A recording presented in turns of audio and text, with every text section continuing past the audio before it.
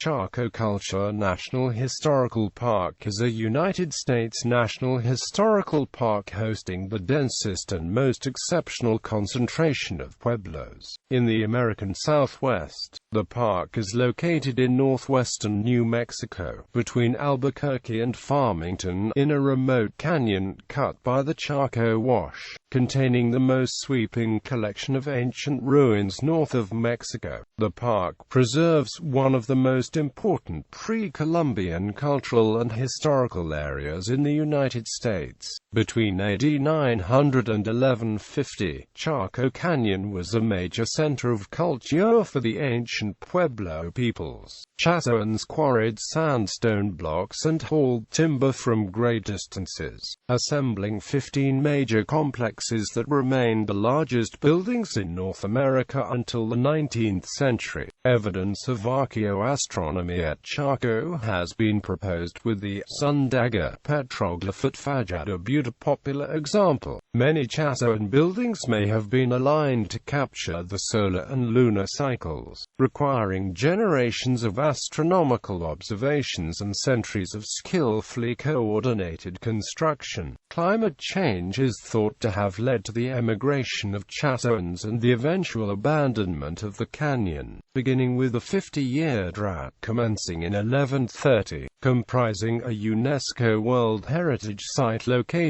in the arid and sparsely populated Four Corners region. The Chacoan cultural sites are fragile. Concerns of erosion caused by tourists have led to the closure of Fajada Butte to the public. The sites are considered sacred ancestral homelands by the Hopi and Pueblo people, who maintain oral accounts of the historical migration from Chaco and the spiritual relationship to the land. Though park preservation efforts can conflict with native religious beliefs, tribal representatives work closely with the National Park Service to share the knowledge and respect the heritage of the Chacoan culture. The park is on the trails of the Ancient Byway, one of the designated New Mexico scenic byways. Geography: Chaco Canyon lies within the San Juan Basin, atop the vast Colorado Plateau, surrounded by the Chaco Mountains to the west, the San Juan Mountains to the north, and the San Pedro Mountains to the east. Ancient Chacoans drew upon dense forests of oak, pinon, ponderosa pine, and juniper to obtain timber and other resources. The canyon itself, located within lowlands circumscribed by dune fields, ridges, and mountains, is aligned along a roughly northwest to southeast axis and is rimmed by flat massifs known as mesas. Large gaps between the southwestern cliff faces, side canyons known as rincons, were critical in funneling rain-bearing storms into the canyon and boosting local precipitation levels. The principal Chacoan complexes, such as Pueblo Bonito, Nuevo Alto, and Quincletza, have elevations of 6,200 to 6,440 feet. The alluvial canyon floor slopes downward to the northwest at a gentle grade of 30 feet per mile. It is bisected by the Chaco Wash, an arroyo that rarely bears water.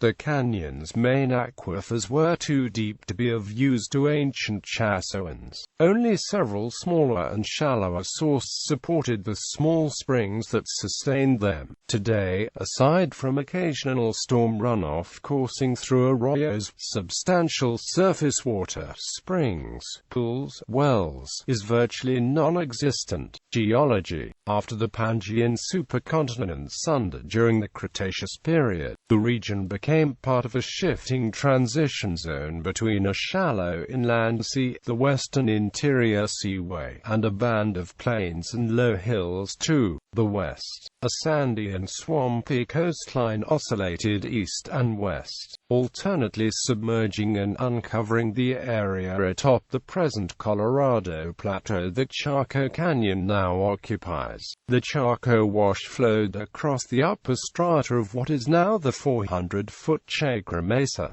cutting into it and gouging out a broad canyon over the course of millions of years. The mesa comprises sandstone and shale formations dating from the late Cretaceous, which are of the Mesa Verde formation. The canyon bottomlands were further eroded, exposing Memphis shale bedrock. This was subsequently buried under roughly 125 feet of sediment. The canyon and mesa lie within the Chaco core, which is distinct from the wider Chaco Plateau, a flat region of grassland with infrequent stands of timber, as the Continental Divide is only 15.5 miles east of the canyon. Geological characteristics and different patterns of drainage differentiate these two regions both from each other and from the nearby Chaco Slope, the Gobernador Slope, and the Chasca Valley. Climate: an arid region of high xeric scrubland and desert steppe. The canyon and wider basin average 8 inches of rainfall annually. The park averages 9.1 inch. Chaco Canyon lies on the leeward side of extensive mountain ranges to the south and west, resulting in a rain-shadow effect that fosters the prevailing lack of moisture in the region. The region sees 4 distinct seasons. Rainfall is most likely between July and September, while May and June are the driest months. Orographic precipitation, which results from moisture wrung out of storm systems ascending the mountain ranges around Chaco Canyon, is responsible for most of the summer and winter precipitation, and rainfall increases with higher elevation. Occasional aberrant northward excursions of the intertropical convergence zone may boost precipitation in some years. Chaco endures remarkable climatic extremes. Temperatures range between -38 to 102 degrees Fahrenheit, and may swing 60 degrees Fahrenheit in a single day. The region averages fewer than 150 frost-free days per year, and the local climate swings wildly from years of plentiful rainfall to prolonged drought. The heavy influence of the El Niño Southern Oscillation contributes to the canyon's fickle climate. Flora and fauna. Chacoan flora typifies that of North American high deserts. Sagebrush and several species of cactus are interspersed with dry scrub forests of pinon and juniper, the latter primarily on the mesa tops. The canyon is far drier than other parts of New Mexico located at similar latitudes and elevations, and it lacks the temperate coniferous forests plentiful to the east. The prevailing sparseness of plants and wildlife was echoed in ancient times when overpopulation, expanding cultivation, overhunting, habitat destruction, and drought may have led the Chacoans to strip the canyon of wild plants and game. It has been suggested that even during wet periods the canyon was able to sustain only 2,000 people. Among Chacoan mammals of the plentiful coyote, mule deer, elk, and pronghorn also live within the canyon, though they are rarely encountered by visitors. Important smaller carnivores include bobcats, badgers, foxes, and 2 species of skunk. The park hosts abundant populations of rodents, including several prairie dog towns. Small colonies of bats are present during the summer. The local shortage of water means that relatively few bird species are present. These include roadrunners, large hawks, owls, vultures, and ravens, though they are less abundant in the canyon than in the wetter mountain ranges to the east. Sizable populations of smaller birds, including warblers, sparrows, and house finches, are also common.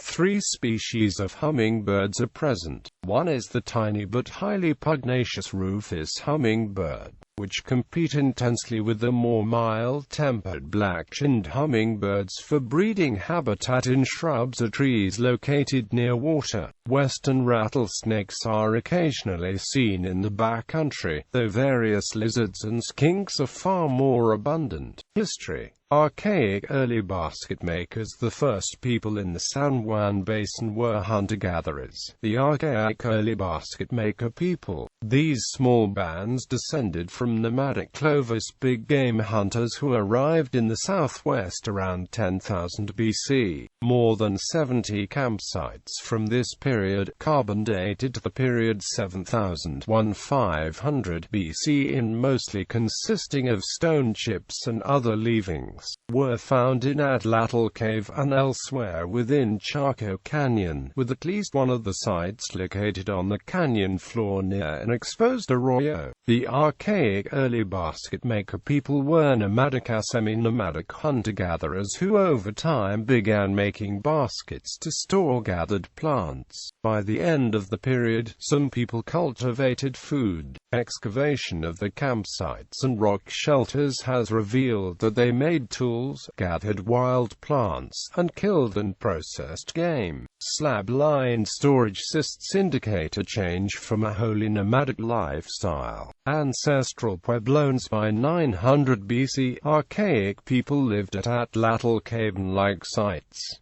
They left little evidence of the presence in Chaco Canyon. By AD 490, the descendants of the late Basket Maker II era farmed lands around Shabakchi village and other pit house settlements at Chaco. A small population of basket makers remained in the Chaco Canyon area. The broad arc of the cultural elaboration culminated around 800, during the Pueblo I era, when they were building crescent-shaped stone complexes, each comprising 4 to 5 residential suites abutting subterranean kivas, large enclosed areas reserved for rites. Such structures characterize the early Pueblo people. By 850, the ancient Pueblo population, the Anasazi, from a U term adopted by the Navajo denoting the ancient ones, or enemy ancestors, had rapidly expanded. Groups resided in larger, more densely populated pueblos. Strong evidence attests to a canyon-wide turquoise processing and trading industry dating from the 10th century. Around then, the first section of Pueblo Bonito was built, a curved row of 50 rooms near its present north wall. The cohesive Chatoan system began unraveling around 1140, perhaps triggered by an extreme 50-year drought that began in 1130. Chronic climatic instability, including a series of severe droughts, again struck the region between 1250 and 1450.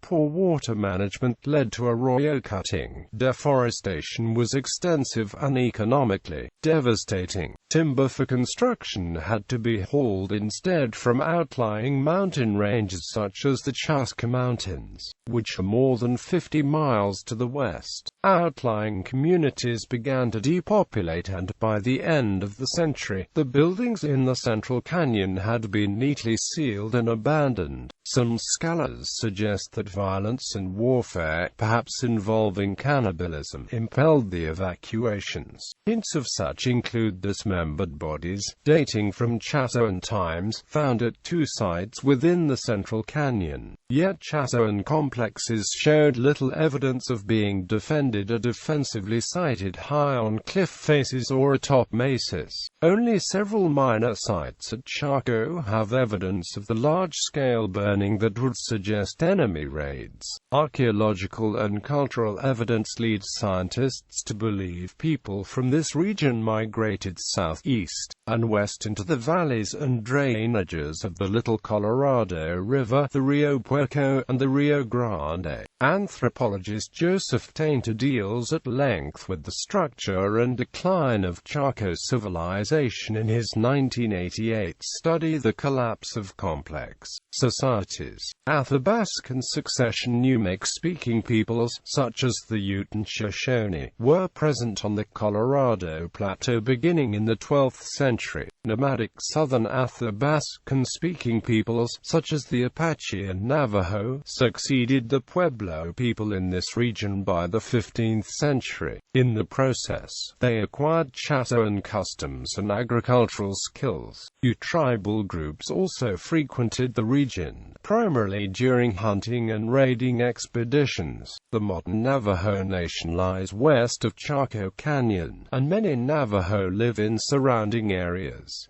Excavation and protection. The first documented trip through Chaco Canyon was an 1823 expedition led by New Mexican Governor José Antonio Vizcarra when the area was under Mexican rule. He noted several large ruins in the canyon. The American trader Josiah Gregg wrote about the ruins of Chaco Canyon, referring in 1832 to Pueblo Bonito as built of fine grit sandstone. In 1849, a U.S. Army detachment passed through and surveyed the ruins. Following United States' acquisition of the Southwest with its victory in the Mexican War in 1848, the canyon was so remote, however, that it was scarcely visited over the next 50 years. After brief reconnaissance work by Smithsonian scholars in the 1870s, formal archaeological work began in 1896 when a party from the American Museum of Natural History based in New York City, the Hyde Exploring Expedition, began excavating Pueblo Bonito. Spending 5 summers in the region, they sent over 60,000 artifacts back to New York and operated a series of trading posts in the area. In 1901, Richard Wetherell, who had worked for the Hyde Expedition, claimed a homestead of 161 acres that included Pueblo Bonito, Pueblo del Arroyo, and Chaco Canyon. While investigating Wetherell's land claim, federal land agent Samuel J. Holsinger detailed the physical setting of the canyon and the site's noted prehistoric road segments and stairways above Chaco Canyon, and documented prehistoric dams and irrigation systems. His report went unpublished and unheeded. It urged the creation of a national park to safeguard Chatoan sites. The next year, Edgar Lee Hewitt, president of New Mexico Normal University, mapped many Chatoan sites. Hewitt and others helped enact the Federal Antiquities Act of 1906, the first U.S. law to protect relics. It was, in effect, a direct consequence of Wetherell's controversial activities at Chaco. The act also authorized the president to establish national monuments. On March 11, 1907, Theodore Roosevelt proclaimed Chaco Canyon National Monument. Wetherell relinquished his land claims. In 1920, the National Geographic Society began an archaeological examination of Chaco Canyon and appointed Neil Judd, then 32, to head the project. After a reconnaissance trip that year, Judd proposed to excavate Pueblo Bonito, the largest ruin at Chaco. Beginning in 1921, Judd spent 7 field seasons at Chaco. Living and working conditions were Spartan at best. In his memoirs, Judd noted dryly that Chaco Canyon has its limitations as a summer resort. By 1925, Judd's excavators had removed 100,000 short tons of overburden, using a team of 35 or more Indians, 10 white men, and 8 or 9 horses. Judd's team found only 69 hearths in the ruin, a puzzling discovery as winters are cold at Chaco. Judd sent A.E. Douglas more than 90 specimens for tree ring dating, then in its infancy. At the time, Douglas had only a floating chronology. It was not until 1929 that a Judd-led team found the missing link. Most of the beams used at Chaco were cut between 1033 and 1092, the height of construction there. In 1949, the University of New Mexico deeded over adjoining lands to form an expanded Chaco Canyon National Monument. In return, the university maintained scientific research rights to the area. By 1959, the National Park Service had constructed a park visitor center, staff housing, and campgrounds. As a historic property of the National Park Service, the National Monument was listed on the National Register of Historic Places on October 15, 1966. In 1971, researchers Robert Lister and James Judge established the Chaco Center, a division for cultural research that functioned as a joint project between the University of New Mexico and the National Park Service. A number of multidisciplinary research projects, archaeological surveys, and limited excavations began during this time. The Chaco Center extensively surveyed the Chaco roads, well-constructed and strongly reinforced thoroughfares radiating from the central canyon. The richness of the cultural remains at park sites led to the expansion of the small national monument into the Chaco Culture National Historical Park on December 19, 1980, when an additional 13,000 acres were added to the protected area. In 1987, the park was designated a World Heritage Site by UNESCO, to safeguard Chaco sites on adjacent Bureau of Land Management and Navajo Nation lands. The Park Service developed the multi-agency Chaco Culture Archaeological Protection Site Program. These initiatives have identified more than 2,400 archaeological sites within the current park's boundaries. Only a small percentage of these have been excavated. Management. Chaco Culture National Historical Park is managed by the National Park Service, a federal agency within the Department of the Interior. Neighboring federal lands hosting Chaco roads are controlled by the Bureau of Land Management. In the 2002-03 fiscal year, the park's total annual operating budget was $1,434,000.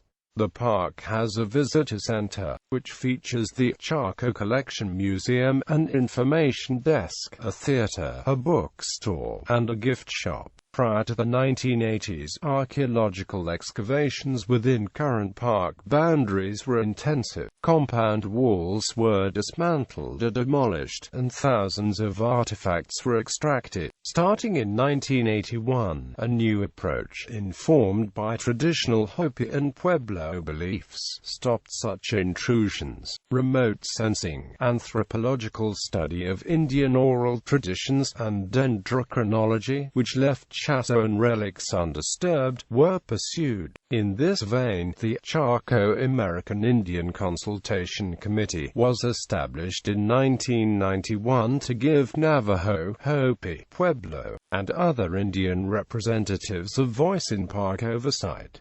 Current park policy mandates partial restoration of excavated sites. Backfilling or reburying excavated sites with sand is one such means. Other measures attempt to safeguard the area's ancient ambience and mystique, such as the Chaco Night Sky program, which seeks to eliminate the effect of light pollution on the park's acclaimed night skies. Under the program, some 14,000 visitors make use of the Chaco Observatory, park telescopes, and astronomy-related programs. The park was named a Gold-Tier Dark Sky Park by the International Dark Sky Association in 2013. Chaco relics outside the current park's boundaries have been threatened by development. An example was the proposed competitive leasing of federal lands in the San Juan Basin for surface coal mining beginning in 1983. As ample coal deposits abut the park, this strip mining threatened the web of ancient Chaco roads. The year-long Chaco Roads project thus documented the roads, which were later protected from mining.